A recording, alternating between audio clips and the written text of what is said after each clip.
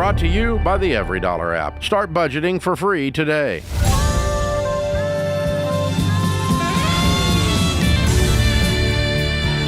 From the Ramsey Network, this is The Ramsey Show, where we help people build wealth, do work that they love, and create amazing relationships. I'm Ramsey personality George Kamel, joined by the one and only Jade Warshaw. And we're taking your calls at 888-825-5225. You jump in, we'll talk about your life, your money, your relationships, whatever's going on. Love it. Let's do this. Aaron is going to kick us off in Louisville, Kentucky. What's going on, Aaron? Oh, not much. How are y'all doing? Doing great. Awesome. How can we help? First off, I want to say I love George's book. I just finished reading it. It's awesome. Thank you for that. It means the world.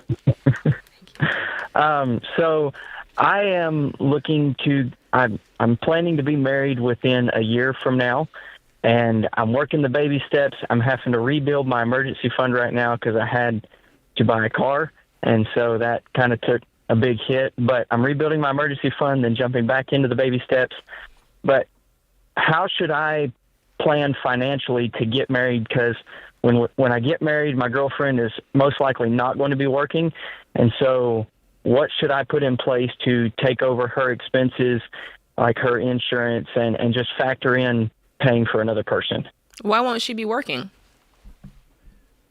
Well, is she pregnant? She's moving 3 hours from where she's at, so it'll at least be like a month or so, I think, before she would get a job. Okay, so you're saying that she's going to have this temporary time where she's job hunting, and you want to be able to kind of float those expenses. Right. But this is not until after you've gotten married, right? Yeah, you said you're getting married a year from now. Yeah. Right? Are you engaged yet or no? Yeah. No, not yet. Okay. So we got some time. You're really thinking ahead here. Uh-huh. I would want her to get a job lined up. I mean, why can't she do that before you guys, move in together after you're married? Well, the hope is that she will take on a position at our Christian school at my church, and that is a non-paying job. It's a volunteer position. But she's had her heart set on that, and I think it'll be a good idea. And I can support both of us. Can we volunteer on the weekends and do the children's ministry on Sundays? I mean, we need to work. Uh-huh. Well, I'll be out of debt probably a month or two before we get married, so we won't have debt. She's not bringing any into the relationship? She's not ready to retire and be a volunteer full-time. Y'all are just getting your life started. You got goals. You want to have a house one day, right? Well, yeah. What's your income? My income is right at $50,000 a year. Mm-hmm. I just started a new job, though, so it's supposed to go up. To what? Like if you had to project I'm looking at, I've been told around 60 this year. Okay. And how old are you? I'm 22. Okay. Yeah. To George's point, I like the fact that your wife has identified something that she's passionate enough about that she would do it for free, basically is what she's saying.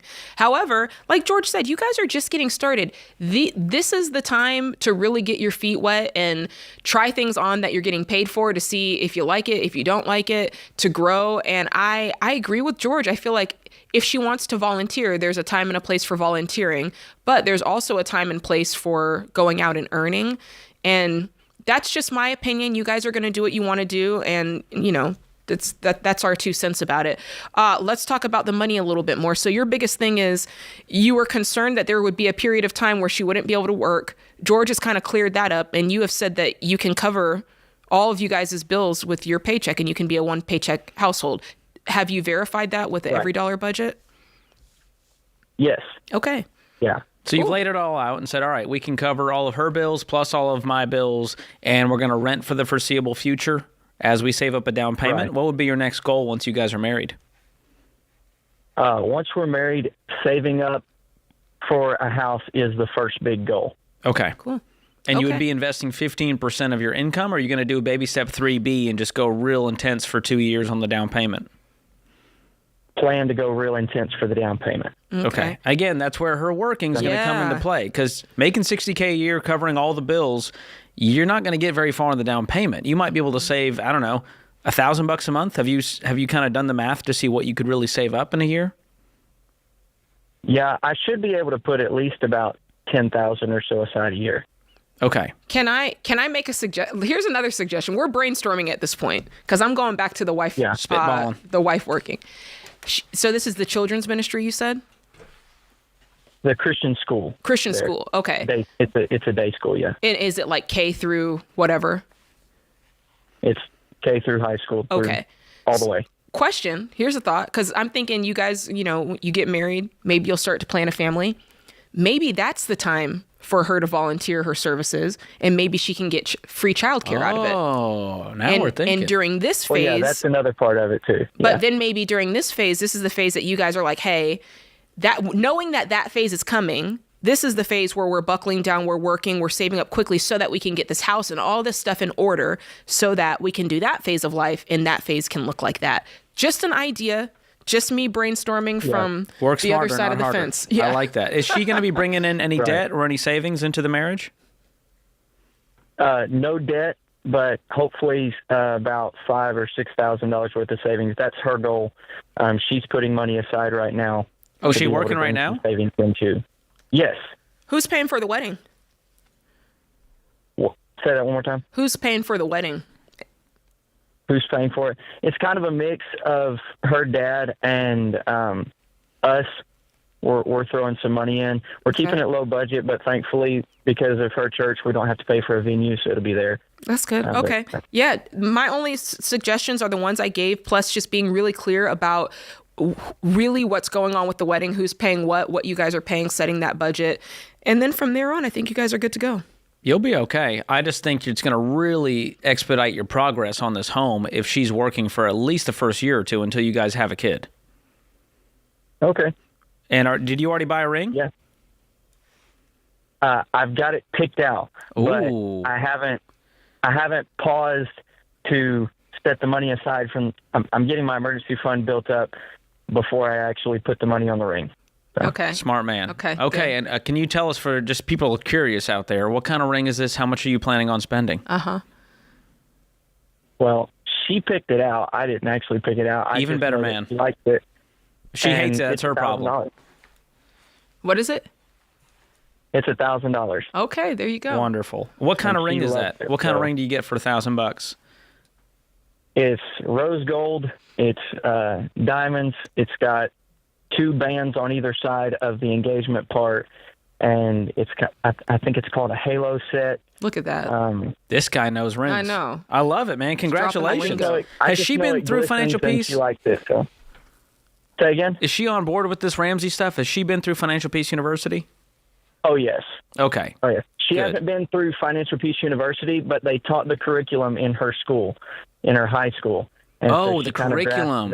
Okay, well, how about this? As a premarital counseling wedding gift, I'm going to gift you guys Financial Peace University so you can go through it together and be aligned. It sounds like you already are aligned, but that is the number one indicator that you guys are going to kick off this marriage just going for it. Listen, they're aligned. I don't think he was aligned with us, though. I think they're going to do their plan. Listen, what do you think? I don't know. What are the odds? Like, he felt pretty sure that she's going to volunteer. It's just going to be a harder road. Yeah, like you're $10,000 a year toward a down payment. That's $20,000 after 2 years. That's not getting you very much near Louisville, Kentucky. So that's why I'm like, we got to make some progress fast. Agree. Then we can take the foot off the gas later on down the road. I agree. This is the Ramsey Show.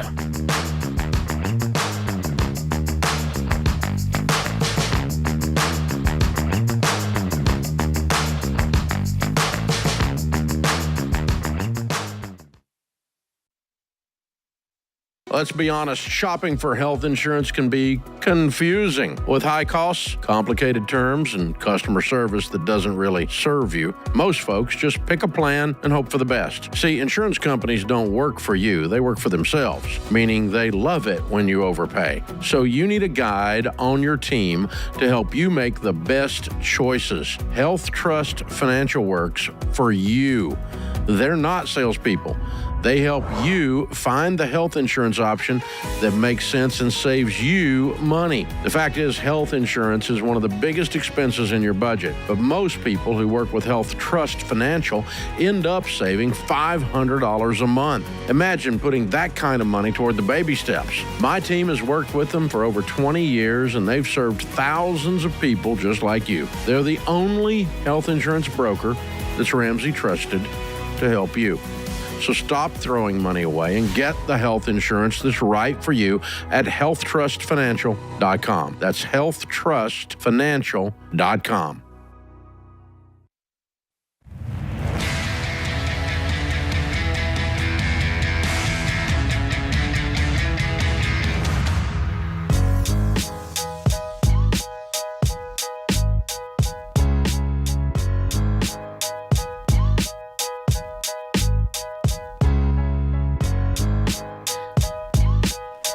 Welcome back to the Ramsey Show. 888-825-5225. Dustin is in Toledo, Ohio. Up next. What's going on, Dustin? Hello, Ramsey team. My question is, would it be irresponsible to move from another state for a job that pays half as much? Tell us more. Yep. So currently I'm 37, married to 3 kids. We live in Toledo, Ohio. We get some pretty long, dragged out, cold weather and gray weather up here. Okay. We love Florida. We've been traveling there for quite a few years. We go there 2 or 3 times a year. Yeah. And every time we drive home, we ask ourselves, why aren't we living here? So we're currently on baby step 4, 5, and 6. Okay. For career, I'm a full-time firefighter. I'm currently 8 years into a 25-year pension. Okay. My base pay is $95,000. With overtime, I can make up to $110,000. Okay. My wife works part-time. She makes about $12,000 to $15,000 at this time. And if you were to move to Florida, tell us exactly what that would mean. So obviously what does that mean? Your pay would go down from $110,000 to like $60,000, or what does that mean? Yep. So unfortunately, there's a pretty big difference in pay between the 2 states. Okay. Right now, it looks like I'd be getting hired in around 60 to 65. Okay. None of my pension would transfer over. So the good news is I can get my certifications for a fire and my paramedic to transfer. So it would just be a process to get there. But then I pretty much would be starting over into a new career field down the state. What part of Florida is this? So we've looked all over. We've kind of landed on, it's called St. Johns County, so like St. Augustine area, a little south of Jacksonville. Okay.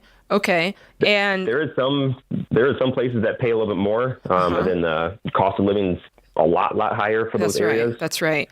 What about your wife? Is there what type of work does she do, and is there any way she can maybe make up the difference on this? So she works in an eye doctor's office. She's looking at if she can get any certifications that would help for that area. It looks like she could get a job and she would move into full-time at that point, because we're forecasting this out to be about 24 months from now. Okay. So she would pick up the full-time, which would bring her up to about between 30 and 40. So it definitely would still be a pay cut overall. Mm-hmm. What's your living situation now? Are you homeowners? Yeah, so we own our home. We owe $85,000 currently on it, and it should bring about $300,000. And the idea is to just fold all that into another house of the same value, or are you going to downgrade? But it would be about the same value. We've been watching the market very closely for the last year, and they're trending in the right direction for that area. Mm-hmm. But I would say 350 would be our max, but hopefully more in that 280 to 300 range would be where we'd be trying to sit with. Listen, I'll be honest with you. I definitely think there's more to life than earning. And I have been guilty of saying the words, like, if people don't like where they live, why don't they just move? Like, it's a free world. It's your life. Like, move somewhere else. So There's part of this that I 100% understand. And I think for you guys, and George, feel free to chime in here. For me, it's you guys looking at your goals and saying, here's our values. First off, we value living in a place we love. We value waking up in the morning and going, I just love the way it looks out the window. Like, those are you've clearly said that that's a value of yours. Then the next step of that is looking at, your financial goals in a far out snapshot and going, how does this affect what we've said our goals are, and are we okay with that? Does this mean it's going to take us longer to pay off the house? Did we one day have goals of sending our kids to private school and now that changes? And really go through how this also affects whatever financial goals and values that you had.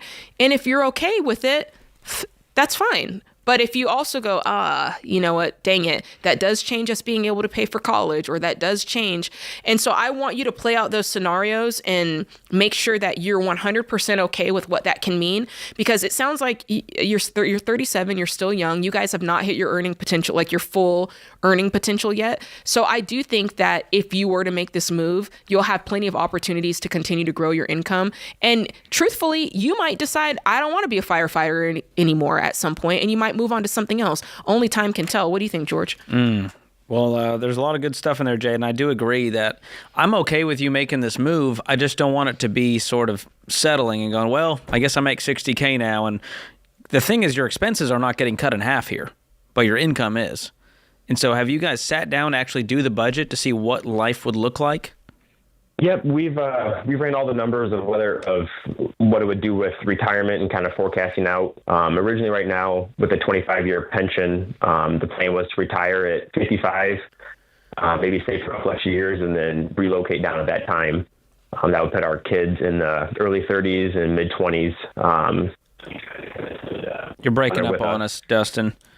Oh, I'm sorry. Then the other sacrifice is your wife would have to work full time for the foreseeable future. Right. To make this dream work. And so that's the balance we're talking about here is she okay with that? Your quality of life will probably increase. You guys will enjoy living in Florida, but she's not going to have flexibility to just work part-time if she wants to. She's going to have to work full-time and hopefully find something making more than 30. Because right now, retail, you could make $15 an hour. That's $30,000 a year. Mm-hmm. And so I want both of you to be working on your careers and also doing more research. You've landed on one place. Can we land on 3 and start interviewing and seeing, hey, this place is offering 75. The quality of life there is going to be great, and maybe find a compromise? I understand. Mm-hmm. If we move forward with it, that we would try to go into a stork mode. I know cash would be the biggest advantage, it seems, when we make the move. Currently, right now, we save our 15%, and we're putting a bunch extra on the house. You would slow down how much you're putting on the house, keep investing 15%, so it wouldn't be quite a stork mode like you're talking about, and you would roll all the money from your current home, all the proceeds, into that next home, and then you got to know there's going to be closing costs, there's going to be moving costs, and so see if you can maybe weave that into the negotiations with the job to see if they'll cover some of that, relocation expenses. And I might consider, you said you'd probably go tit for tat on the house. I might consider a downgrade if you can, to make this less burdensome on you financially. On these interest rates, that will increase your payment. So if you were at a 3 or 4 and now you're jumping to a 6 or 7. It's a big jump. Yeah, that's a big jump. All right, Jerry's up next in Durham, North Carolina. What's going on, Jerry? Hey, thanks for having me on. Sure. How can we help? So my question is it a smart move to pause retirement for 3 years in order to pay off our mortgage faster, or is paying the 2 to 3 more years on the mortgage worth the gain that the retirement funds would make in that time? This feels like a Common Core math riddle, Jerry. I'm gonna. The only answer here is do not pause investing, and so 15% is what you're aiming at, and so pausing that in order to get the mortgage paid down quicker is going to hurt you in the long run when it comes to your retirement of what that compound growth for those 3 years would be at this stage of the game. The only time we would tell you to pause investing is if you're in debt or you're trying to save up the emergency fund or down payment. But I think you got excited looking at the numbers of how much faster you could pay it off, right? That is exactly what happened. We sat down and looked at our budget and saw how much money we could save, and then how much more we could save by pausing the retirement investing. I was like, wow, we could pay our house off in about 3 or 4 years if we paused, but wasn't sure if that would be the right move or not. Well, here's what I would do and what I have done. Instead of pausing investing, I go, okay, what is that number? Is it $1,000, $2,000 every month that you would be throwing at the mortgage? It would be an extra $1,000 a month, yeah. Okay, so now here's the problem to solve. How do we make or create another $1,000 a month without pausing investing? How do we cut enough expenses or add enough income to create that margin, if that's something we're excited about? I also think there's something about this that because you're getting close, you're feeling like I want to go faster. Because if you were, let's say, just an arbitrary amount, let's just pretend that you owed a certain amount on your mortgage and it was going to take 10 years to pay off. You wouldn't just suddenly be like, for 3 years, I just want to save the $1,000 and invest it. You wouldn't feel the need to do that because it's not going to cause you to it wouldn't have caused you to cross that finish line any sooner. And so when you just kind of take that haste out of it, you realize, yeah, I wouldn't do that in any other circumstance. So I'm not going to do it right here either. But have a little fun on a date night this weekend and go, okay, we're going to sit down and see what we could cut and how we could add without touching our investments, without touching the contributions. And I think you guys will get creative and find a way and hit your goal, my friend. This is The Ramsey Show.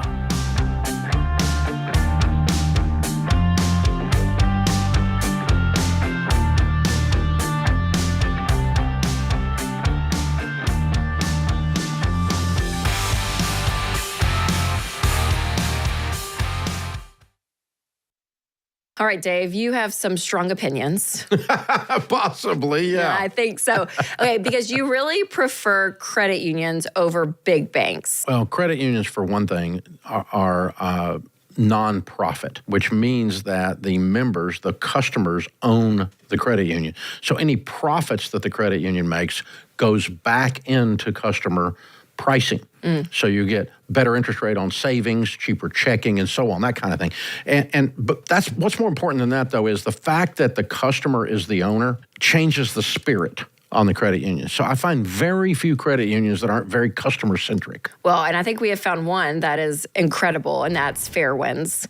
They are an incredible credit union that is really out with the heart to help the customer. They're the right kind of people with the right kind of values.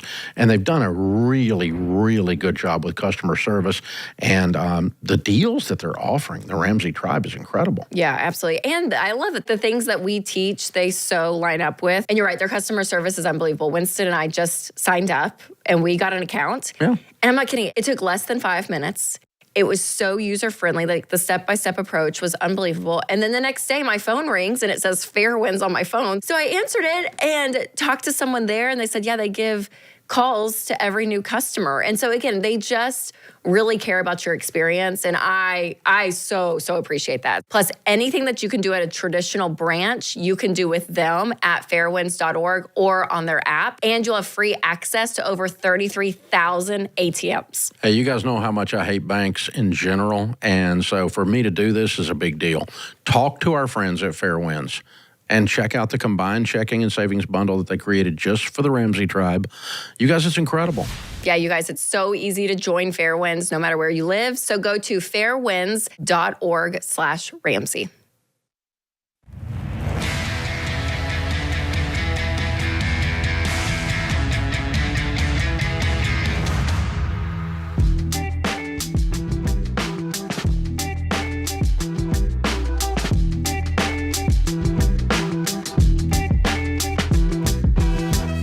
This is The Ramsey Show. Raquel is up next in Green Bay, Wisconsin. What's going on, Raquel?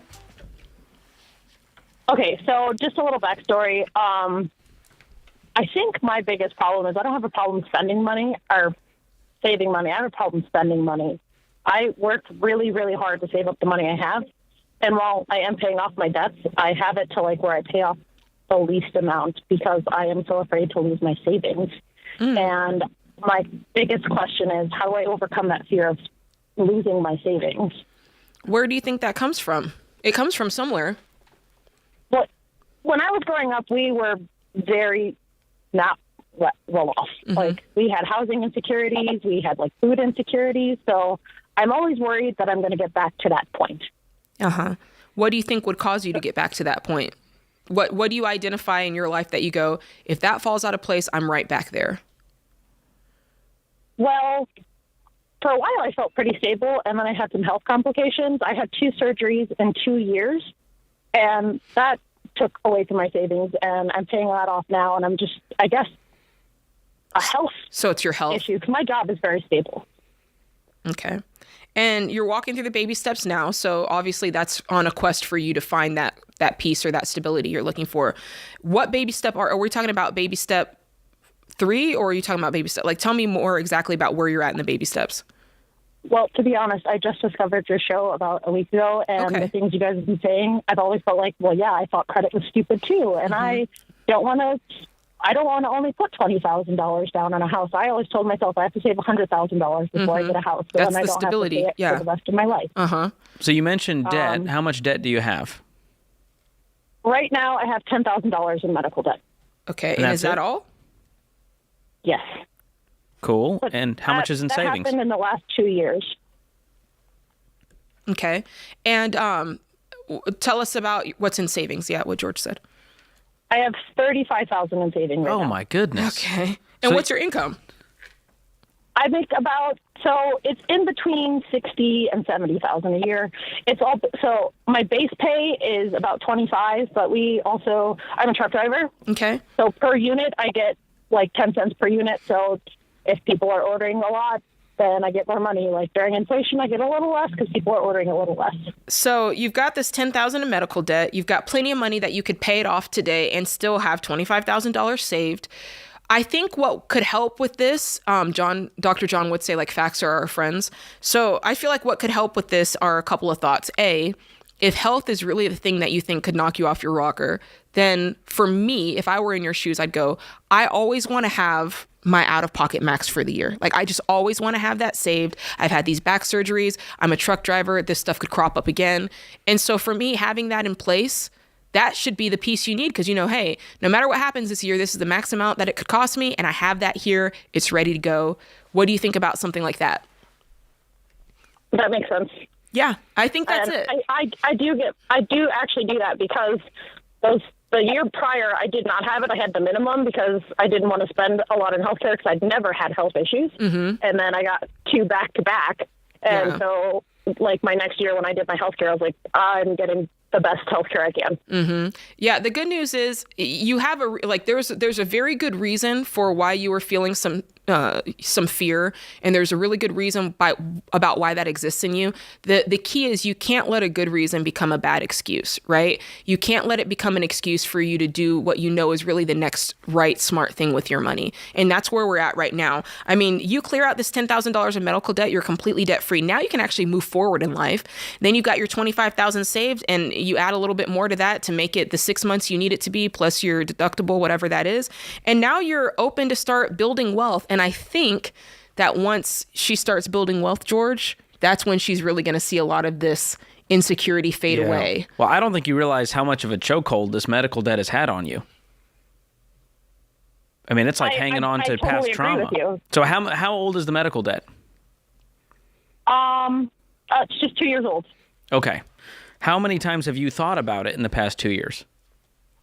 Probably every day. It's living rent-free in your head. I was so scared it was going to happen again, and then it did happen again. So then it just freaked me out. I was like, well, there's a cost to I paying get off your another one debt every with year. savings. There's an even greater cost to letting it consume you. Man. yeah, I think the biggest thing is that because it happened 1 year and then the next year, almost within a couple months of each other, I don't know. Yeah, it's got a chokehold on me. You're right. It's been 2 years. I would call and see if they'll settle and say, hey, I'll give you $4 or $5 grand to call it good today, paid in full. And that'll make you feel a little bit better about letting go of less of your savings. But even if you pay the whole thing off in full, they go, nope, kick rocks, pound sand, you owe us 10 grand. Just pay it off and be done with it, and then stack up cash if you want. But the truth is, you probably have already months and months of expenses in that $25K that's left over, right? What are your monthly expenses? Right. Not a lot. I am very frugal. Like I said, I listened to your show probably a week ago, and I was like, yes, I got the cheapest. I don't have a house. I rent. Mm-hmm. Are your expenses I get $3 grand a month apartment. to cover Probably not. everything?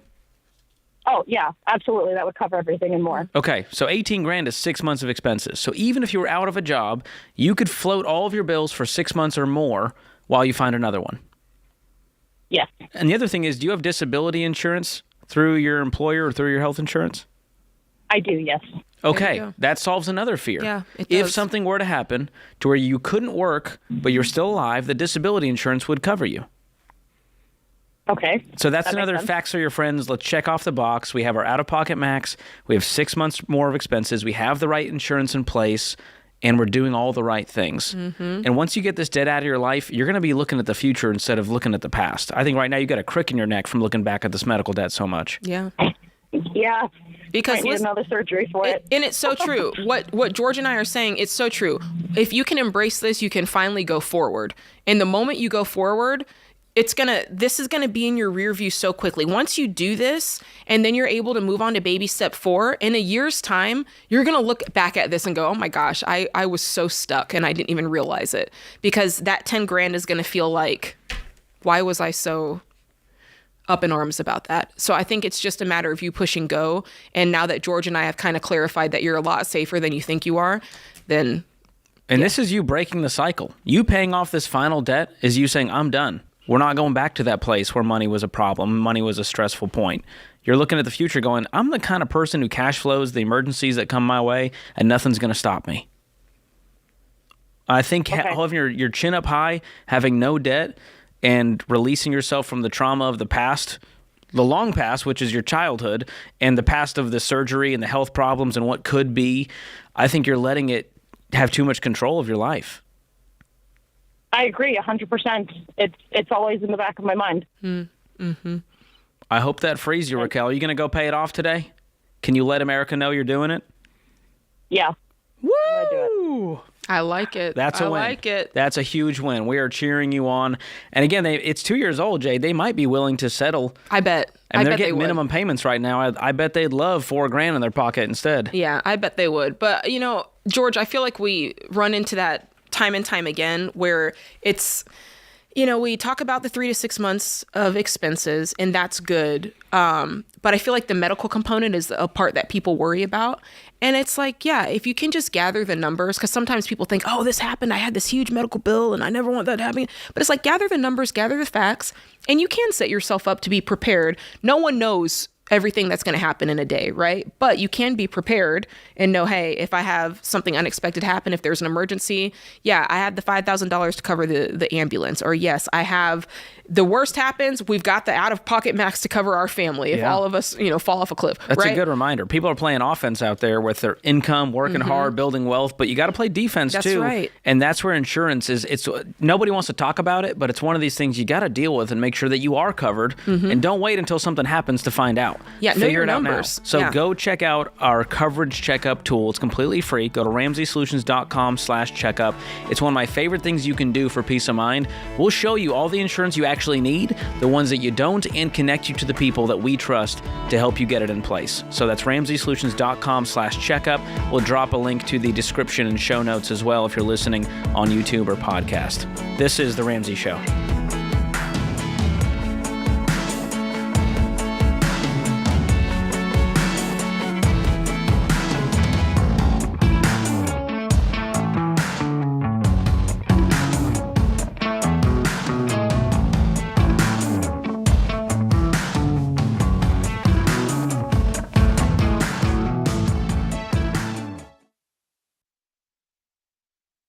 Hey, technology has changed a lot in the last 30 years. Now the hot topic is AI, and I understand that it might seem intimidating. But if you use AI the right way, it's just another tool to help you work smarter and faster, like a calculator or a cordless drill. So if you run a business, you'd better get on board with it before you get left behind. And NetSuite by Oracle offers AI-powered tools that help small businesses improve efficiency and make smarter decisions by bringing all their major business processes into one platform. That way there's one source of truth for the real-time data you need to take advantage of opportunities. Then you can forecast better, scale more efficiently, and streamline those manual tasks that take too long. So join the more than 41,000 businesses, including Ramsey Solutions, that rely on NetSuite to help tackle some of their biggest challenges. And right now you can download the CFO's Guide to AI and Machine Learning at netsuite.com/Ramsey. That's free at netsuite.com/Ramsey.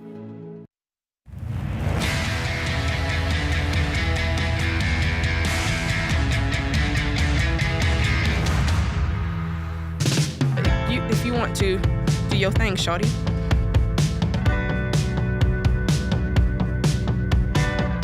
Welcome back to the show. I'm here with Jade Warshaw. I'm George Kamel.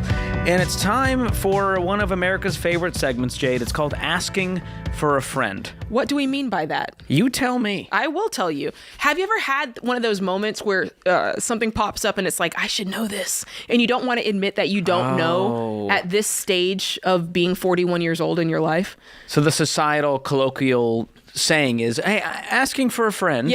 But it's really for you. Exactly. And so I feel that this is the type of subject that warrants the asking for a friend kind of preface. What is a tax deduction, George? Oh. And what is the difference between that and a tax write-off? I'm asking for a friend because I know the answer.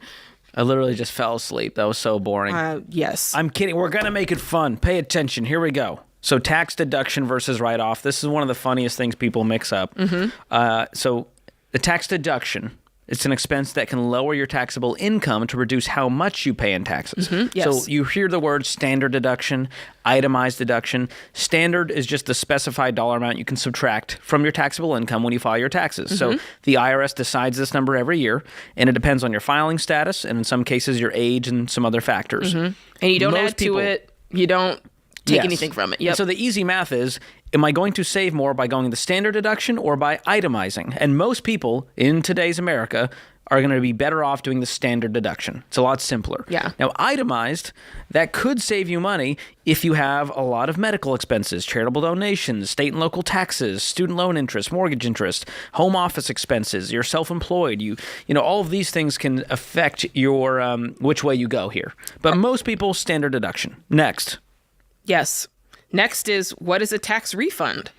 People get this one. They think it's free money, Jade. The government blessed me. I was a good boy, and Santa decided to come early in April and give me some money. It's really the exact opposite. It's the government returning back to you the money that you overpaid to them throughout the year. And, George, I think what makes it worse is, so this is basically when you've set the amount that's going to come out of your paycheck, right? You've set it too high. And so at the end of the year, Uncle Sam says, hey, thanks for letting me hold your money. You've given me too much. Here is it back. And by the way, I'm not going to pay you interest on you letting me borrow that money all this time. You made nothing. That could have been sitting in a high yield savings account, at least making you some money. Ooh, or going towards your debt. Working to your goals and your debts. Yeah. So a tax refund, not a great thing. You want to aim for zero. You didn't get anything. You didn't know anything. Next, do I need to have all the money to pay my tax bill right away? I mean, ideally, you have all the money, but if you don't, pay as much as you can when you file and then set up a payment plan with the IRS. This is a big one. People think, well, Jade, I don't have the money, so I'm just not going to file. Yeah. Not filing can put you in jail. Yeah. Not being able to pay is okay. You can get on a payment plan with the IRS and put as much as you can toward the tax bill on tax day. That's good. Okay. What is a tax credit? Oh, you know what? When we go back, let's also talk about filing an extension. So if you're not ready to pay, a lot of people think, well, I filed the extension, I don't have to pay. That's not the same thing. You still have to do what George said. Even if you file an extension, you still have to either set up a payment plan or go ahead and pay the taxes. You got to pay what you think you'll owe. That's right. Even if you file the extension. That's right. So that's just worth mentioning. Okay. What is a tax credit? Okay. So earlier we talked about like a tax deduction. A tax credit is different. This is when they lower your tax bill dollar for dollar by subtracting the amount of your credit from your actual tax bill. So this is like, I know what my taxes are. I'm going to have to pay, $2,000, and then something comes up that's a credit and it says, hey, you've got this $500 tax credit. Now you only have to pay $1,500. And it's at the kind of like, think of it at the end. It's like a coupon. That's what I like. If this was a restaurant, the deduction is like, hey, all of the menu items, we're going to lower the prices on. Great. That's going to lower my total bill. The credit is like saying, hey, your total bill was $100 at the restaurant. Yeah. We're going to subtract $20 off Coupon that. code. That's a coupon right there. I like that. Love it. Next up, how can I lower my tax bill? Well, there's actually a lot of things you can do to lower your tax bill legally, like plan throughout the year for taxes. That helps avoid this giant tax bill at the end.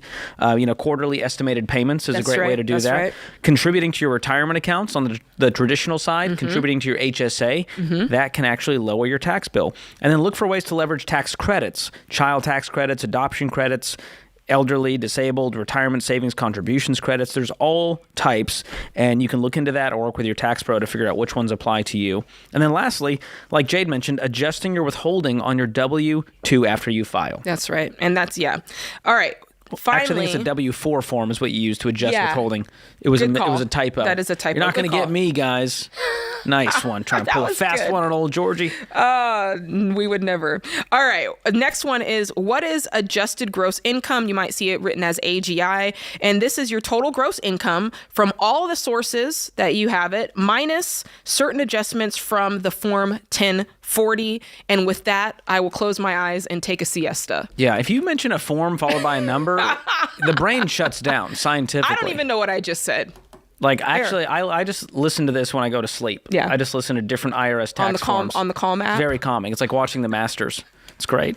Lastly, how can I take advantage of deductions and credits? Well, one option, like I mentioned, connect with a tax pro who studies this stuff. They know all the changes that happened this year, and they can handle all this for you. That's what I do. Or you can hand them all your documents and have that done.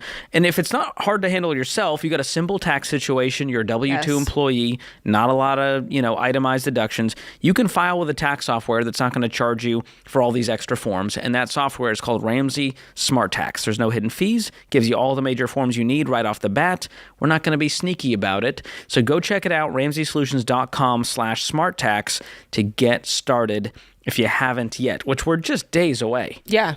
George, I'm putting you in the hot essence. seat. Are you a standard deductor or an itemized deductor? I'm a standard guy. Really? It's never made sense because I'm a W-2 employee here. Okay. I don't have a ton of side hustles these days. I don't have a ton going on. I don't have mortgage. I don't have a mortgage interest. There's not a lot going on for me to really benefit from the itemized. How about you? I'm on that itemized tip. Because you have a business as a family. Yeah. Sam Warshaw. There's a lot of things going on. Incorporated, LLC, Esquire. I love I'm building my empire. You're going to get there one day, Just Jake. kidding. I'm being facetious. Riding on the back of Sam Warshaw. I love it. Well, this is fun. The big thing with taxes is it's not going to get easier if you delay it. So what I do every year, because I'm a nerd, I go as soon as I can get an appointment, I'm there. As soon as I get all my forms, don't wait. I'm setting up the appointment. And what it does, it lets me know, hey, if I'm going to owe, it gives me time to prepare. That's so good, good, to get that in the budget, to get the savings in place to cover it. And if I get a refund, now I can plan. It's rare these days that I get a refund. I try to make sure that I don't let any dollars. Right. Yeah, Uncle Sam's not great at managing other people's money. No, and I feel like it's one of those things, kind of like what the last call was about. The more you put something off, the bigger and the scarier it seems, and the more of a just implication in your life that it feels like. But if you just rip the Band-Aid off and go, I'm going to start on my taxes earlier than I've ever done it before. Let next year be the year that you're in January. As soon as the forms come in. Yeah, January 31st, that final form comes in, I'm ready. I'm going. I'm not going to put this off. My dad, so my mother-in-law is a CPA, and every year my dad calls her the night before tax day. And is like, help me. I'm like, every year, the night before taxes, this is his routine. And I'm Guys, like, Dad, it can hug be much a CPA. easier. This is their time. This is their Super Bowl. Yep. They need a hug. Maybe coffee more than a hug. I don't know if they want to be touched right now. They don't want to be touched right now. They just need some space, I think, and some coffee. So give them a gift send card. them a Starbucks. A Red Bull, whatever it takes for your tax pros. But I do love Smart Tax because here's what I do. This is my super nerdery. I use Ramsey Smart Tax first to give me an idea of what I'm going to owe. And then I meet with my tax pro and I go, how close was it? And so it's a fun game I play. That is not one of my only hobbies. Of a game. I don't do pickleball like you, Jade, okay? I'm not out there going to the gym, going for a run. I'm out here trying to play the game with my tax pro. This is you having a good time. Is this I literally tell him ahead of time and say, okay, I think it's this much. Let's see how close I get. Yeah. And he goes, you need friends. Yeah, I agree. I'll be your friend. Thank you. For a little while. It's a sad game, but I enjoy playing it. And you see my face plastered on Smart Tax there, smiling, telling you it's going to be great. It's going to be. The more I tell myself that, the less I believe it. You know, it's going to be okay. But truly, don't be an ostrich with your head in the sand. Get your taxes done. There's still time. Yeah, but you got time. Is running out as you're listening to this. RamseySolutions.com/SmartTax. Thank me later. That puts this hour of The Ramsey Show in the books. Thank you to my co-host, Jade Warshaw. Good times. To all the folks in the booth, keeping the show afloat, keeping the sound and video and the calls going. We appreciate you guys. And you, America, thank you so much. We'll be back before you know it.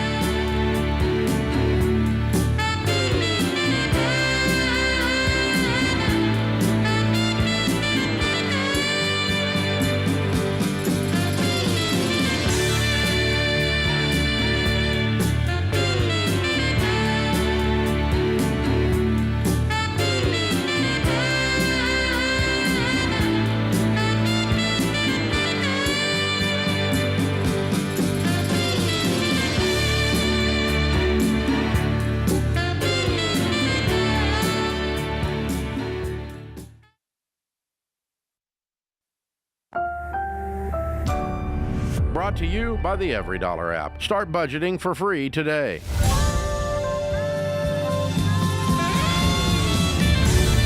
From the Ramsey Network, this is The Ramsey Show, where we help people build wealth, do work that they love, and create amazing relationships. I'm George Kamel, joined by best-selling author Jade Warshaw, and we're taking your calls at 888-825-5225. You jump in, we'll talk about what's going on in your life. James starts us off in Hartford, Connecticut. What's going on, James? Nothing much. Thank you very much for taking my call. I appreciate it. Absolutely.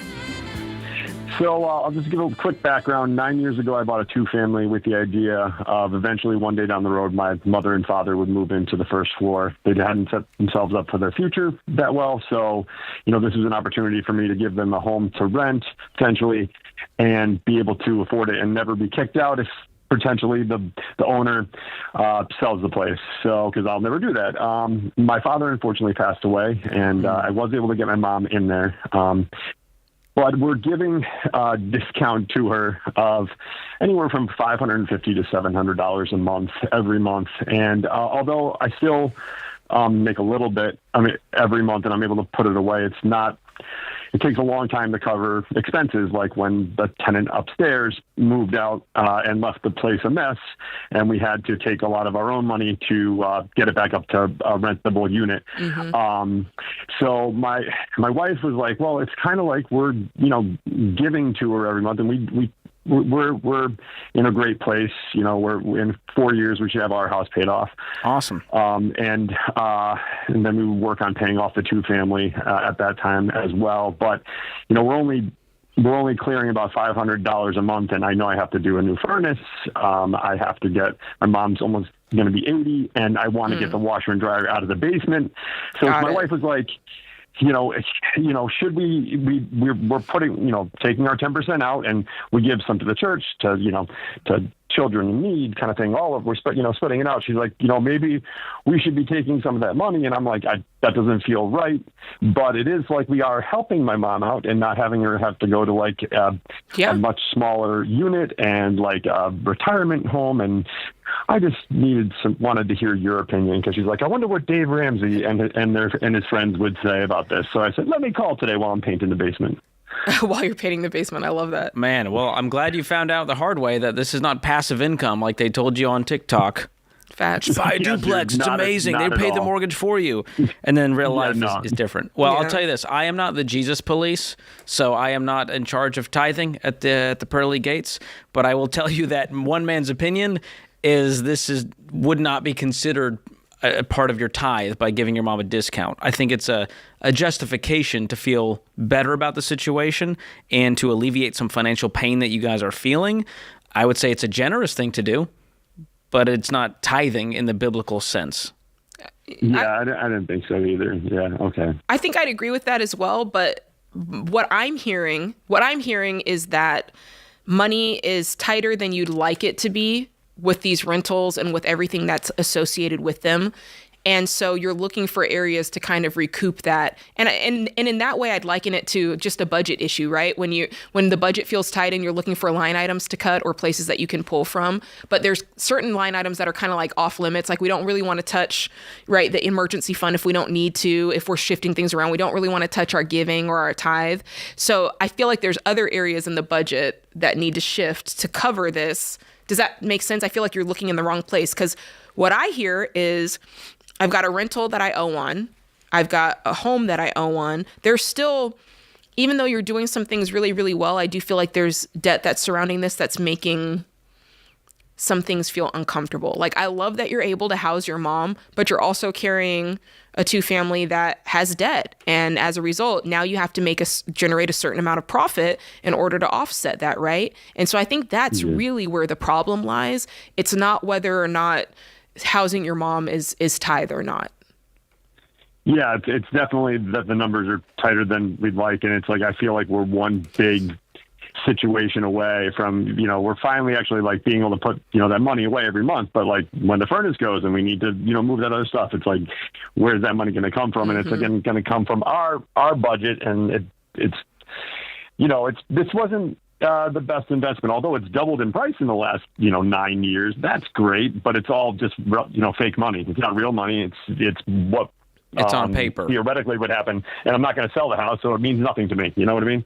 Yeah. Is there a world where you do sell this rental and you figure out something that's more sustainable for both you and mom? My wife would love to hear you say that. But I'm glad that she's not on the call right now. How much can your mom actually afford? I'm going to write her a letter. What is your mom's income? It's really only Social Security and a very, very small, like $100. It's not much. Is it $1,500? It's $2,000 a month. Okay. That's so that's where she's at. But it's tight with other rentals out there. I mean, she'd never get anything close. And it feels like a home to her, not just like a small 1-bedroom efficiency. I feel like I have my mom in a home, and when we took her out of and you're the home, charging her how much? Only $950, and you could be charging what, $1,600? $1,600 to $1,700. I mean, it's 2-bedroom, 2-bath, back 1-car garage, back deck. A first floor. I mean, it could get anywhere from $1,500 to $1,700. Okay.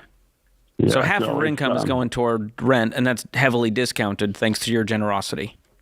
Yeah. It's so it's a tight spot, and she's okay. She's good. I mean, she's still working at 78 years old. If you sold, let's just pretend for a moment, because here's where my brain is going. This might be a dead end, but if you sold that rental, what would it bring? Oh, I could get probably at least $320,000, okay. And I only owe $120. So you'd get $320 on it. And then what do you owe on your personal residence? I'm just curious. I think it's like 80. 80? Yeah. Is there a world where you sold this rental, took some of the money and paid off your personal house, and then took the rest of the money and bought something, like you said, bought a condo or an apartment in cash for mom? That's also an investment, but now you're not having a monthly payment on it. Mom lives there comfortably, and then when the time comes for mom to go to heaven, now you sell this condo and it's still been invested in real estate and you still make a spread. Have you considered a route like that? Oh my Lord. No, I hadn't. Holy cow. Wow, that's like, instead of having like a multifamily, just like a single unit, that would be like, whoa. Listen, whoa. I can retire. I'm Jade, done. I love you. It's been fun. I love you. I'm telling you. Oh my gosh. Wow. I want to start singing A Whole New World, but I won't. A whole new. Unbelievable sights. Jade did it better. Indescribable feeling. Indescribable. Soaring, tumbling, freewheeling. We can keep going, James. I love it. Oh, I love it. Listen, the lights are on. I would present some of these options to your wife and say, hey, I want to alleviate the stress. I know this has been a burden. It didn't work out as we planned. Here's what we're going to need to do. And it might still take fixing up some things. You need a sinking fund for any property you own. Right. You need maintenance and repair. Put it in savings. Have the money ready. It's not a surprise when things go wrong. It's part of home ownership. And so instead of making it a surprise, add it as a line item in your budget. Mark it as a sinking fund in every dollar so that the future you doesn't resent present you. Love that. But I love this plan. I feel like there's some excitement just happening. The wheels are turning. The wheels are in motion. Love it. Best of luck, James. This is The Ramsey Show.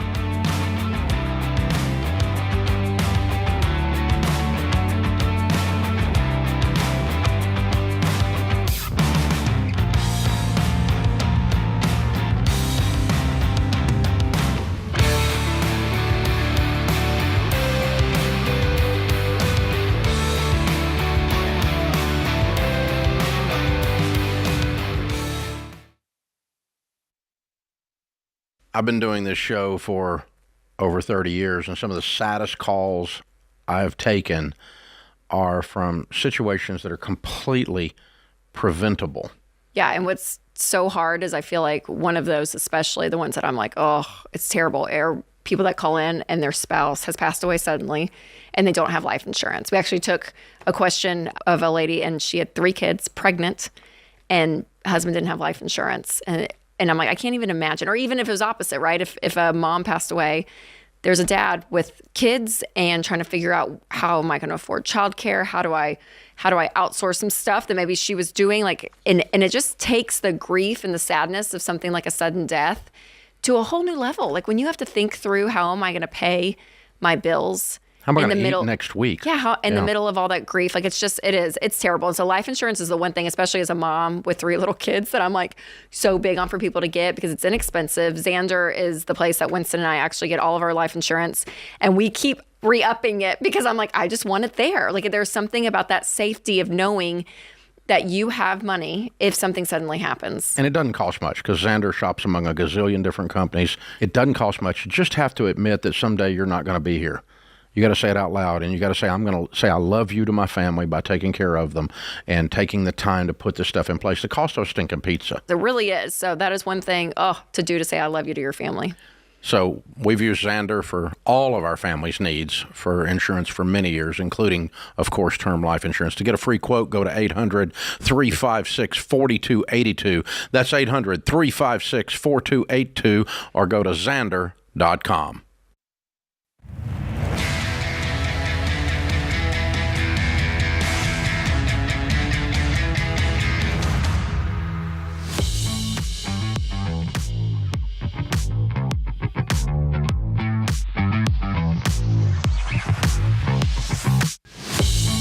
Hey, buying or selling your home, it's a big deal, and you want an expert in your corner fighting for you to find the best deal for the right price. And the Ramsey Trusted Program is the only way to find a top agent you can trust who will help make your home a blessing, not a burden. And it's easy. Compare agent profiles, you interview them, and choose the right one to work with. To do that, if you want to find a local Ramsey Trusted Real Estate Pro for free, go to RamseySolutions.com/agent or click the link in the description if you're listening on YouTube or podcast. Joseph is going to join us up next in Columbia, South Carolina. Joseph, how can we help? Hey, thanks for having me on, guys. Sure. So my question is I'm a disabled veteran, and all of my income is from disability, and I am not able to invest into a Roth IRA because of all my income not being taxable. What do you recommend the best way for me to start baby step 4? I just finished 3, and I'm wanting to start 4 now.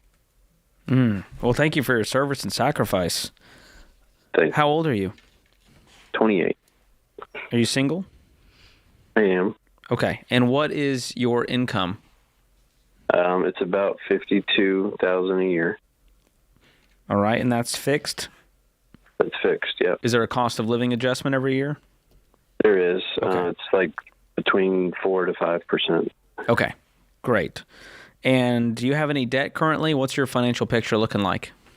Like I said, just finished baby step 3. So I have all of my, I'm debt free but my home. I own a house. How much is on the mortgage? I owe $201. House is worth $240. Okay. Great. And you can afford that mortgage comfortably. How much margin do you have every month to invest after all of your expenses and bills are paid? About 50% of my income. Wow. Way to go. Yeah. Less than half of my income is bills. So close to $2,000 a month or so? Mm-hmm. Wonderful. About $21.50, yeah. Okay.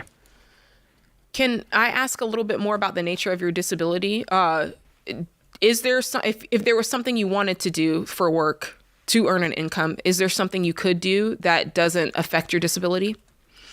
No, there's not. I'm just unable to work because of like PTSD. Got you. Okay, got you.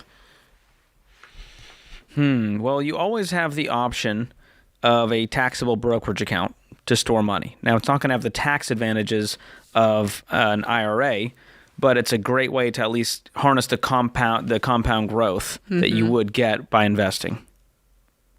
Okay. But if you did have earned income, like Jade's saying, by doing anything, that would give you the ability, even with part-time work, to contribute to a Roth IRA. Mm-hmm. So even if you made $7,000 a year of earned income, you could max out a Roth IRA for the year just by doing that. And when I said employment, I'm thinking of things. Okay, and again, only you know this, so I'm not trying to like creep into your mental or medical now that history. You mention it, I think I'm able to make about $15,000. I'm able to make up to federal poverty guidelines in order to not lose this benefit. Correct. Right. Yeah. So there's two ways we can approach this. Oh, sorry.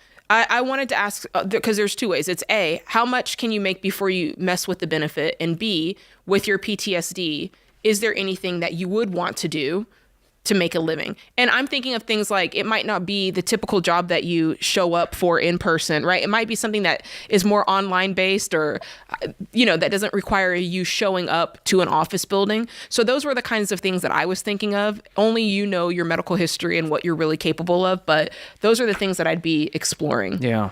Now, when were you disabled? Do you have access to an ABLE account? I know there's age limits. I believe it's 26.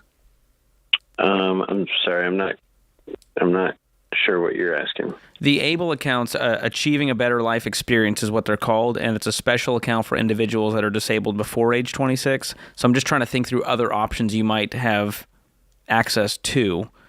I've never heard of that before, but I have had my disability for about 6 years now through the VA. Okay. With what you're saying, and based off of what we know about it and what we've heard you say, it feels like the right thing to do is pick something that you're making at least $7,000, $10,000, where you can then turn around and just throw that into a Roth IRA. And if you make anything above that, or if you'd like to throw some of your disability in there, you're throwing that into a brokerage. So maybe like some at-home, like remote work. Yes, exactly. Like you could literally be a copy editor. You know what I'm saying? That's something you're doing from home. It's requiring you reading. You're working at your own pace. And I don't know if that's even within your skill set, but you get what I'm saying. It's not the typical rules of the work environment that might not work for you. And again, worst case, Joseph, that taxable brokerage account, I just crunched some numbers here to give you an idea. You said you're 28. And to kind of create your own retirement account, let's say you invested that $2,100 till age 60, and we're going to assume a 10% rate of return. You would have $5.8 million sitting in that account. Wow. Now, you would have capital gains tax as you start to withdraw the money from that, but only $800,000 was money you put in. So $5 million of that was compound growth. And so I still want you to be investing, even if you don't get all the tax advantages that you could get through a retirement account. And even if we lower it to, let's say, a 7% return, it'd still be $3 million. Okay. So the fact that you are living on less than you make with so much margin to invest, that's the key versus the exact vehicle you use. And if I'm in your shoes, I would be utilizing a financial pro, an advisor in your corner who can help you figure out what the right options are for you legally with the disability and what benefits you have. And so I would get in touch with one. You can jump on to RamseySolutions.com, click on SmartVestor, and get connected to someone who can help with that. But I'm sorry for what you've gone through, man. That's a lot of sacrifice. But the good news is you're going to be able to build some serious wealth with the margin you've created. That's true. Way to go. All right, Jimmy is up next in Cleveland, Ohio. How can we help today, Jimmy? Hey, thank you for taking my call. So my situation may be a little bit unique. I am 100% self-employed, and I recently just sold one of my businesses, the shares in that business. Cool. And me and my wife have been following the baby steps. We're on step 2, paying off all our debt, and we're hitting it pretty hard. With my situation, though, I want to know if it's smart to maybe put a hold on step 2 and go to 3. And the reason is my income and my job is very seasonal. So when wintertime comes, the income definitely slows down. Like right now, I'm bringing in pretty good money, and I'm applying it to a lot of the debts, but I'm afraid I'm going to pay down my debts so fast that I'm not going to have any money come winter just to survive. Well, if the work goes down in the winter, wouldn't you just pick up a different type of work? So kind of like a teacher in the summertime? With my line of work, that's impossible. Reason is because we do the jobs when the weather's good during the dry season, summertime. But during the wintertime, I handle the permitting process. So the permitting process cannot stop. So it's lining up the jobs. So you're still working full time. It's just not you're not in a season where you're harvesting. There you go. Got it. Okay. How much? You said you sold the shares. How much did you make? I'm making right around $300,000, a little over $300,000, and I'm getting paid over 5 years. So I'm getting roughly $4,500 a month out of that. And then in the month of August coming up, I will be getting a full $40,000 on top of that. How much debt do you have? I have $90,000 in vehicles, $20,000 in recreational vehicle, and I owe on my house. That's it. I owe $250 on the house, and we're definitely way ahead on the house. I would sell these vehicles and toys and be done with this instead of hoping. And what if the winter's rough? Can you sell most of these and downgrade and pay cash? And come out ahead. Not necessarily come out ahead. Just get rid of the payments. And get rid of the payments. I could. I'm doing some homework tonight we're going to start listing this stuff and get at it at faster. And if you want to keep one of the cars and pay it off aggressively, that's fine. But I think you just found your shortcut out of this mess. And I wouldn't switch the baby steps around. I would focus on getting rid of the debt and then getting the emergency fund in place so you don't get too comfortable. This is The Ramsey Show.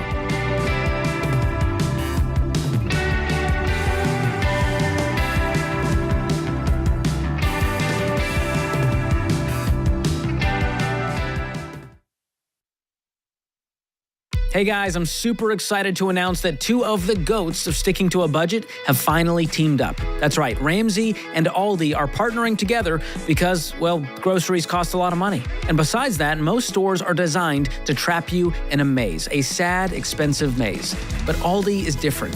Aldi gives you simpler, better food choices that save you money and get you in and out so you can focus on what really matters. From affordable, high-quality must-haves to grass-fed meat, organic produce, and yes, even name brands, Aldi has what you need at prices that won't steal your joy. So stop paying more and start shopping smarter at Aldi. Find a store near you today at aldi.us. That's ALDI.us.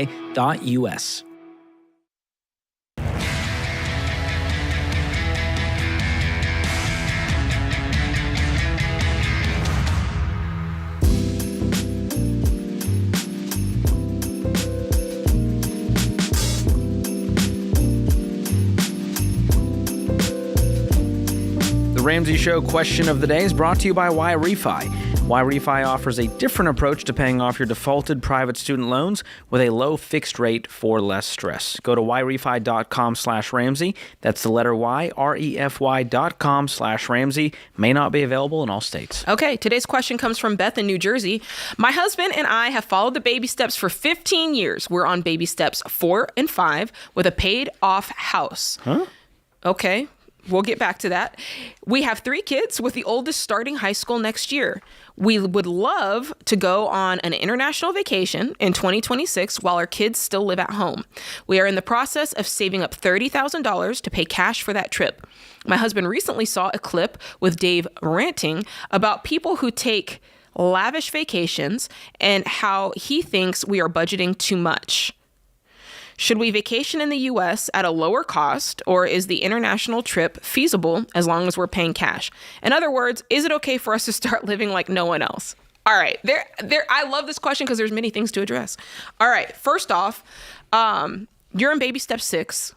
Well, 7, if they have a paid off house. Yeah, you're in baby step 7. Yeah, that's the confusing right. part. So 4 and 5, they're investing in saving for college, but then they added they have a paid for house. Right. Which puts them at the end at baby step 7.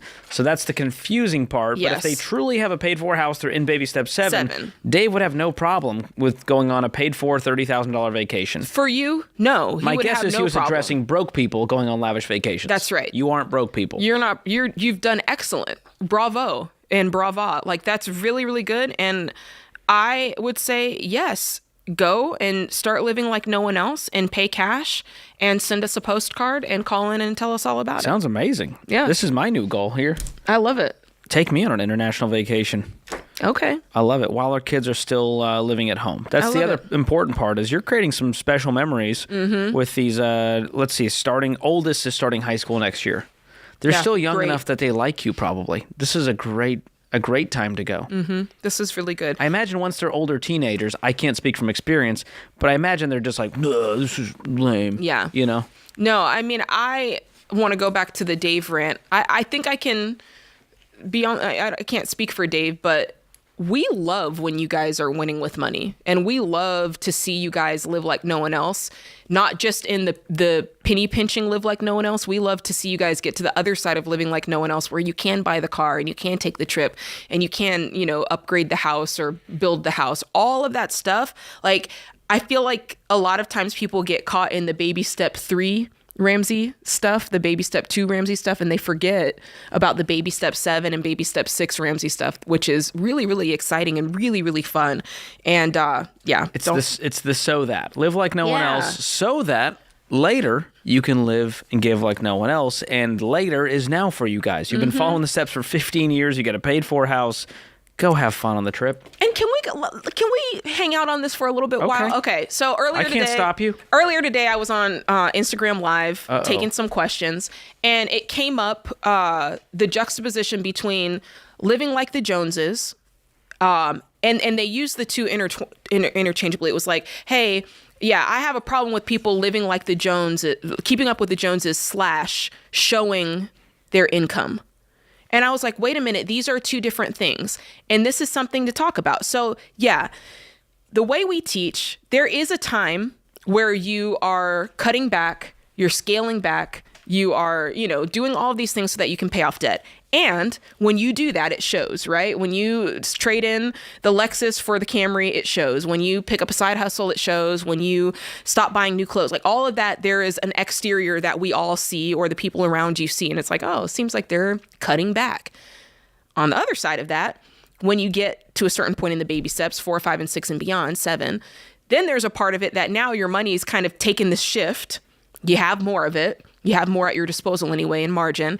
And I don't think it's a negative thing if those positive things now begin to show. Oh, Bob is doing well. It looks like I saw on Instagram, he took a nice vacation with his kids. Or I saw, Steve bought I almost said a cool car. I almost said I don't know if you could say it. The motorcycles that go really fast. Anyway, like a Ducati. Oh. Or but there's a word for it. I didn't say. I don't know if you can. Anyway. Kelly just mouthed it. Yeah. And, thank you. What was it? You know what I'm talking about. They bought a new toy. It's great. But there's some folks who feel like it's a bad thing for it to show when you're doing well with money. And I'm like, why was it okay for it to show when we were struggle slices, but it's not okay to show when we're doing well? I think it's great. I think that if you're winning, here at Ramsey, this is one of the few places where you can be like, woohoo. Yeah, hey, we call it aspirational. Yes, it's great. Share it.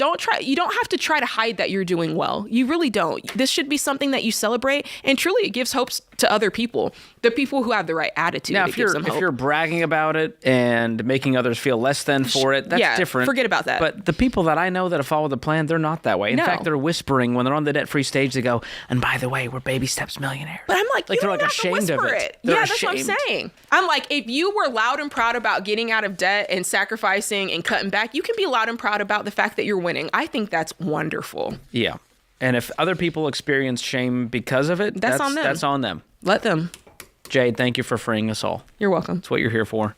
Lincoln is up next in Idaho Falls, Idaho. What's going on, Lincoln? Hey, so I'm 30 years old, run my own business. We've been doing very well. We have paid off all of our debt, my wife and I. We have about $100,000 saved, split between CDs, emergency funds, and then we are also saving for our daughter's college fund on that. And we're just wondering, keeping the emergency fund and all that, we're looking at buying a house. Do we take out a mortgage to buy our house, even though we just became completely debt-free? So you're saying consumer debt-free in baby step 2. Now you're in baby step 3, maybe 3B, saving up for a down payment. What is this house going to cost? In our area, roughly $300,000. So you can't pay cash today. You have $100,000, right? Exactly. So you would have to take on a mortgage if this is going to happen in the next several years. Okay. So what you're saying is, hey, we got out of consumer debt. I feel bad now taking on a mortgage because we're going, quote unquote, back into debt. Exactly. Got it. Okay. Is it you feel bad, or you're wondering what we think about it? what you guys think about it. We're projecting here in the next year we will be able to buy in cash whatever house we want. You could save up over $200,000 in a year? Yes. Oh, well, that changes it. Our business has just exploded. Amazing. Yay. That's for great. We don't, hear loud and clear. Like, we don't have a problem with somebody taking on a mortgage for their home when it's done within the proper parameters. And you may have heard us say that, right? We don't want the payment to be any more than 25% of your take home. We recommend a 15-year fixed rate mortgage. And we recommend you we would love if you could put 20% down on a first time home buy, right? That's kind of our parameters. But the number one way we love to see people buy a home is in cash. 100% down plan. Yeah. Can't beat it. And so if you can do that, and your horizon on this is super short. I love when that. is college coming? So our daughter just turned 1, and so we put $10,000 aside into CDs that, just for her. Okay. Oh, so the money is in CDs for her college right now? It's not in like a college savings account. Okay. What I would do personally in your shoes, if you got a year, I'm going to go, let's really go for it and pay cash for this home and leave your emergency fund alone. But any money outside of that, I would just throw it toward the house, and you'll have plenty of time to save up and pay cash for college. Mm-hmm. Okay. Way to go. And then for the future, I would separate all of these out. Right now, it sounds like there's just like a bunch of piles of money. I would have very specific accounts and goals for these things. So set up a 529 plan or an ESA for college. We're going to put money there. Save money in an emergency fund, call it the emergency fund. Save money for vacations, call it the vacation fund. And that will free you from the paralysis of, I feel bad for using this money for this when it really was for this. But man, I love the 100% down plan. If you guys can do it within a year, I'm doing it. If it was 5 years, we'd say just take out a reasonable mortgage, that 15-year fixed, knock it out fast. Either way, you're going to be fine. But I love this stretch goal. Way to go, man. This is The Ramsey Show.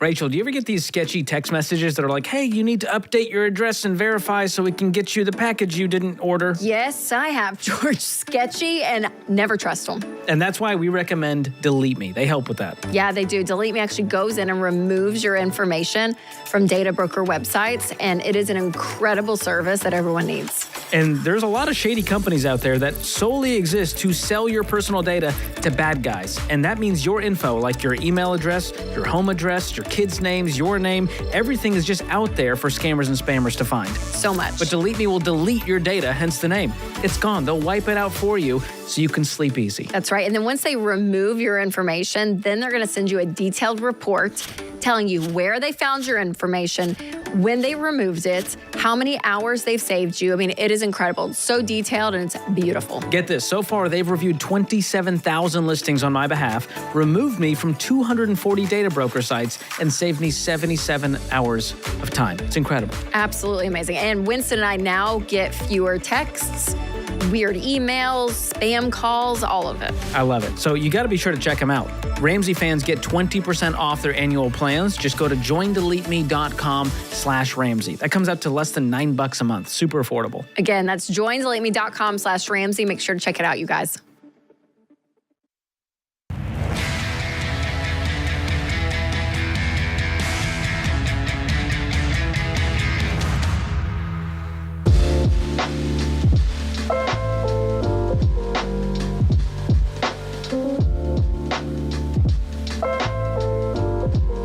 Hey, if you're enjoying The Ramsey Show, do us a quick favor. Takes you 1 second. It's free to you. Just subscribe, leave a review, and share it with a friend. That could be word of mouth. That could be hitting the share button wherever you're listening. Send them a text to this episode. Whatever you choose. It really helps us out and helps get more people the hope they may need. And this is the last segment of this hour. If you're on YouTube or podcast, if you're on radio, stay tuned. So if you don't want to miss out on the next hour, you can get full episodes of The Ramsey Show in the Ramsey Network app. Go download it for free in your app store by searching Ramsey Network or use the link in the show notes. LaToya's up next in Morgantown, West Virginia. What's going on, LaToya? Hi, thanks for taking my call. Sure. So I have a vehicle that I bought brand new last year. Regretted it just a moment after I left the lot. And now we have alternate cars to drive, but this one has already depreciated so much. How do I get out of it without coming up with this dramatic difference from what has gone down already? Well, what'd you buy it for, and what's it worth today? So it was $39 on the front sticker in the car lot. I rolled over $7 from the previous car that I traded in. Negative equity. Yeah, I wasn't aware of that. It was not very detailed. It was not a thorough transaction. And when I called to get more information about why everything was so high after I got home, they informed me that instead of the $6 they were giving me, they only gave me $4, and then all the taxes and fees. So the loan came out to $56. Oh my goodness! God, 56? Yeah, 56. And now wow. the vehicle is worth, according to Kelley Blue Book, about $24. What? Is that private party? Yeah, or is that trade-in? So that's like to sell it outright. But sell it outright private party, you're saying is 24? Because they'll list different ones. They'll list the trade-in value, and they'll list the private party value, and they'll list the retail value. Okay, maybe it was I tried Carvana and I tried Kelley Blue Book, and they looked about very similar, mid-20s. Okay. So it's maybe what kind of car is this? Just so everyone knows not to Kia do this. Sorento. The old man. Kia. So you're $25,000 upside down. I am. What do you owe today? And it about 51, 52. I've owned it for less than a year. Okay.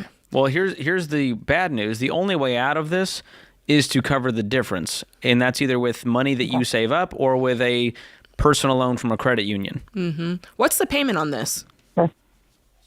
$980. Ooh, mama. Okay, so let's drill this down even further with what George said, because a lot of people, when we say that, it's kind of a head tilt for them of like, I thought you guys were the no debt people. If you do this, if you say, well, let me take a loan for the 25, then your payment is going to go down significantly. So that frees up some margin for you. And at the end of the day, yeah, it's better to owe 25 than to owe 51. So that's kind of the thought behind it. You're driving another vehicle right now? Or you said you have access to another vehicle? My husband and I both have an alternate vehicle. Oh. So you're just not driving it because you don't want to drive the price down even further. Pretty much. Yeah. So my grandfather co-signed with me, so I don't want to trash his credit. He cares a lot about it. He's taking care of it. So I'm kind of just hanging on to it for the sake of not ruining his trust in me. Even more reason to get out of it, because there's a co-signer on it. Right. I'd run for the hills immediately on this. Okay. Yeah. Okay. So that's that. I just didn't know if there was things that maybe options that I wasn't aware of. Like I didn't even realize that I could do that with a personal loan to cover the difference on it. I've just kind of been very scatterbrained with this whole thing. Like That's I said, okay. moments after I drove away, I was like, can I turn around? No, I think what you're asking is that's a quandary that a lot of people find themselves in. They're like, I hear what you guys are saying, like get out of the car payment, but how am I supposed to when the car is worth less than what I owe on it? And so what you're asking is a very normal question that we get all the time. And yeah, it can feel disorienting, but that is what George said is exactly the solution. And you're at the end of the day, you still have debt that you have to pay off. But like I said, 25 is better than 51. And now you're going to have more margin freed up so that you can pay that 25 off very, very quickly. How much money do you make?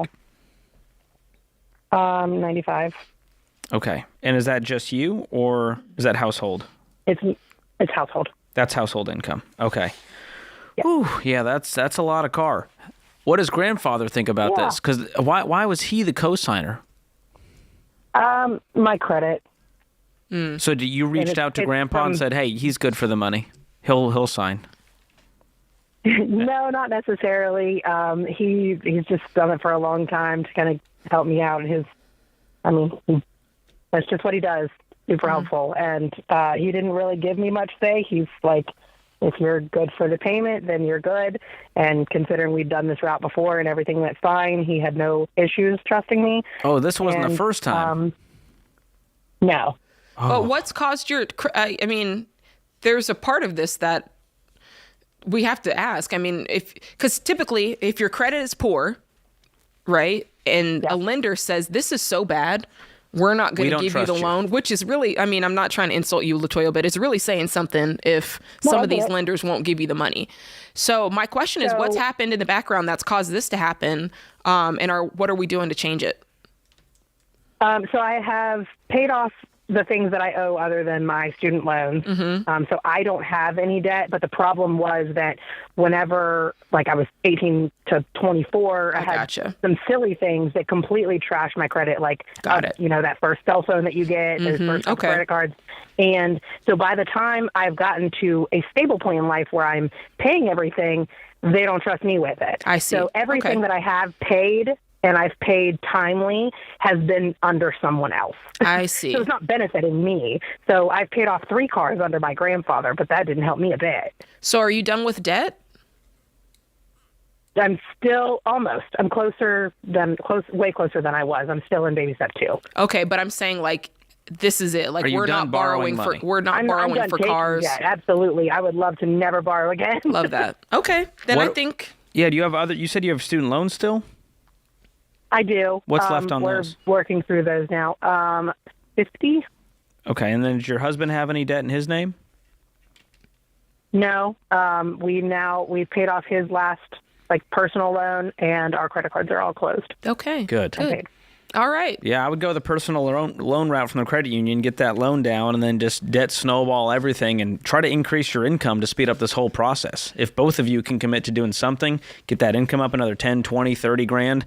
So really speed up the process and get you guys to a better place financially. But Jade, this is one of the most common things we've been seeing the last few years is car prices have skyrocketed, and then you see, the depreciation really hits. Let's talk about it. I mean, loss of value. 1 minute after you buy a car, like the minute you drive it off, if you buy a shiny brand new car, let's say you spend $35,000, it loses somewhere between 9 to 11% of its value the very moment you drive it off. So basically consider driving off the lot and then opening up your wallet and pulling out $3,500 and just throwing it out the window. Oh my! That's 100% of what you're doing when you do it. And then fast forward 1 year later, so 12 months in that same car sitting in your driveway has lost around 20% of the value, maybe more. And so that's a $7,000 loss. That's a lot of money. Yeah. That's a lot. And then after 5 years, you can expect your new car to lose up to 60% of its value. After driving it around for 5 years, most cars lose about 10% of their value every single year after that first year dip. Yeah. And depending on the model and make, it can be way worse. And some people go, well, Jade, that's not what happened with my car. Okay, maybe you had a make and model that's fared better. Sure. But the principle's still there. This is not us making this up. This is data out there from Edmunds and all kinds of, outside folks that do the math on this. And even my own car, it was paid for in cash. It's a 12-year-old car, and it still hurts my soul to see how much I could get for it today. It is minuscule. Well, let's think about it like this. Okay, and I don't know if this is the case with her, but the average new car term is 69 months. Oh. So if she was paying $980,000 for 69 months, think almost about 6 years. But think about the opportunity cost on that investment-wise. Brutal. $1,000 a month payments. Y'all, this is becoming normal, and I don't like it one bit. Oh, that puts this hour of The Ramsey Show in the books. Check out the next hour in the Ramsey Network app. Go check it out in the App Store.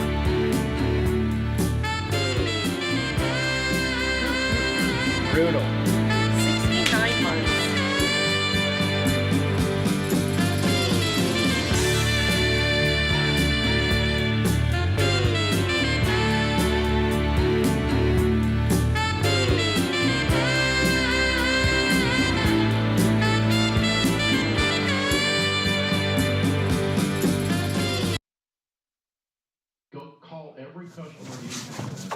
Hey, what are you still doing here? You know the rest of the show's happening on the Ramsey Network app, right? So you got to jump over there to continue watching. You can download it for free. Just go to your app store, type in Ramsey Network. It's completely free, and I'll drop a link in the show notes to make it easy for you. So if you're watching on the app, you're in luck. But if you're watching anywhere else, this show is over for you. So jump onto the app and let the fun continue. All right. Go on now. Don't make it weird. Okay, I got nowhere to go, so you need to go. Okay, bye-bye now. All right, it's getting weird over there, guys. What do we do?